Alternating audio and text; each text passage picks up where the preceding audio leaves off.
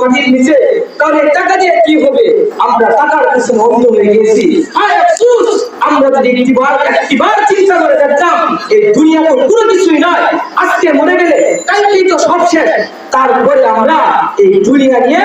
এত বড়াই করতাম না। আল্লাহ রাসূল সাল্লাল্লাহু আলাইহি ওয়াসাল্লাম যখন মক্কায় অবস্থান করেছিল, তখন মক্কার কাফেররা রাসূলকে বলেছিল, আয় মুহাম্মদ, তুমি যদি ইসলাম ধর্ম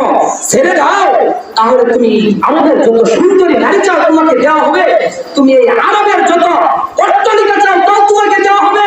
তুমি কি চাও তোমাকে সব দিয়ে দেব। অন্যদিকে মদিনার মুশরিক মুনাফিকরা বলতেছে, আয় মুহাম্মদ, তুমি যদি ইসলাম ধর্ম ত্যাগ না করো তোমার গর্দান উড়িয়ে দিব, তোমার কল্লা, তোমার দেহ থেকে তোমার কল্লা আলাদা করে দিব। তারপরে আল্লাহ রাসূল সাল্লাল্লাহু আলাইহি ওয়াসাল্লাম এই দ্বীনকে ছেড়ে দেননি, এই টাকার কাছে বিক্রি হয়ে যায়নি,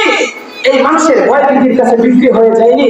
তখন আল্লাহ পাক রব্বুল আলামিন কোরআনে কারীমের মধ্যে আয়াত নাযিল করেন, ইয়া আইয়ুহান নাবিয়্যু তাকিল্লাহ, ইয়া আইয়ুহান নাবিয়্যু, হে নবী, ইত্তাকিল্লাহ ওয়া লা তুতি'ল কাফিরিন, আপনি কাফেরদের অনুসরণ করিয়েন না, কাফেরদেরকে অনুসরণ করিয়েন না, ওয়া লা তুতি'ল কাফিরিন ওয়াল মুনাফিকিন, এবং মুনাফিকদেরকে ভয় করিয়েন না, ওয়া তাওয়াক্কাল আলাল্লাহ, আপনি নবী আমি আল্লাহর উপর ভরসা করুন, ওয়া কাফা বিল্লাহি ওয়াকিলা,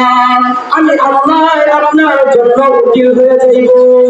আল্লাহ পাক রব্বুল আলামিন ওহীর মাধ্যমে জানিয়ে দিয়েছে, হে নবী, আপনি কাফেরদের অনুসরণ করিয়েন না, আপনি মদিনার মুনাফিক মুশরিকদেরকে ভয় করিয়েন না, আমি আপনার উপর যে ওহী প্রেরণ করেছি সেই ওহীর উপর আপনি অটল থাকেন,